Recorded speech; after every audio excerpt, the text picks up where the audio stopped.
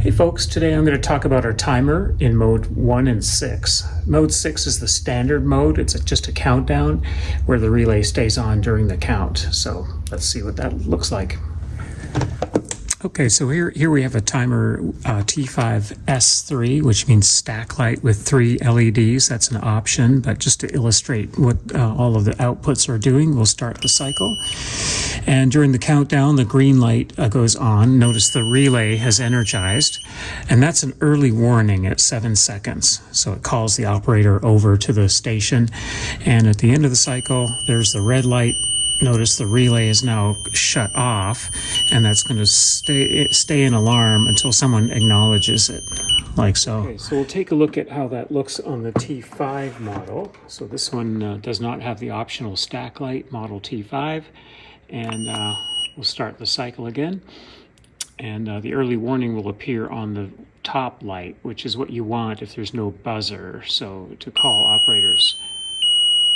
So the buzzer only sounds once and momentarily, and that's the end of the cycle. And again, notice the up count. Operator acknowledges it. So now we'll go into choosing between mode 1 and mode 6. So that's done internally here. And the modes are set on this dip switch here. And this one you can see is set for mode 1. Basically, switches 2 through 5 are right, all to the right. We don't regard switch number 1, that just controls hours and minutes, so we leave that alone. So if we want this set for mode 6, we're gonna have to set them to left, right. So left, right, left, and right. So now it's on mode 6, and we'll see what happens.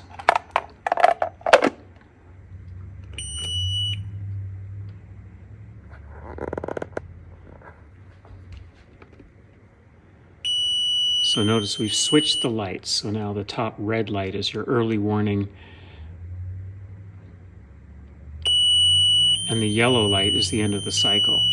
So probably for the stack light option, you probably want mode 1 would be more appropriate. But the same thing with T5. Basically, all the mode 1 and 6 does is switch the lights. So this one you probably want mode 6, and this one you probably want mode 1 right out of the chute, and that's the way they are shipped by default. Let's count up on this timer here. So what we'll do is we'll set the same way. What we'll do is set the early warning for let's see, 15 seconds. So now, and it blinks to register. And so now we're going to clear it. So there is no down count now. There's only a count up.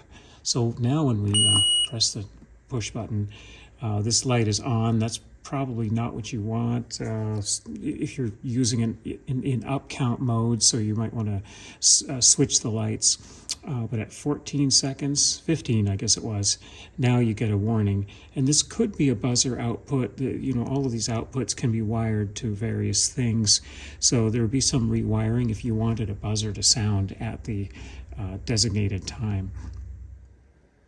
So now let's go into how to change the times. That's pretty easy.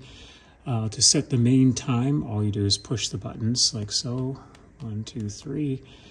And then you can decrement the time accordingly. Notice after I release it, it blinks. That means the time has been written to memory. And if I set it to push both at once, it sets it to 0. So let's set a time for 14 seconds, let's say. Well, I held too long, and now it's going to initiate a cycle. So we can stop the cycle by holding the button. And it blinks, and it gives you a warning that the cycle hasn't run to completion, and this just flashes. So we'll acknowledge that. Okay, so if we want to set the early warning time, that's a bit different. So what we're going to do is hold this down for 2 seconds until the display blinks. Right now it's at 8 seconds, so we're going to reduce that to 4 seconds, let's say, on the early warning. And there, after it blinks right there, now it's set, and we can start the cycle. And now we expect the early warning to be at 4 seconds instead of the 8 seconds that it was set for previously.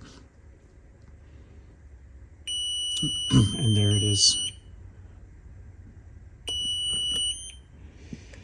So these modes are the same for all of our timers. This is we've been looking at the T5 timers today, but the T6 timers, which have a larger enclosure, or the T7s, which have a still larger enclosure, work exactly the same way.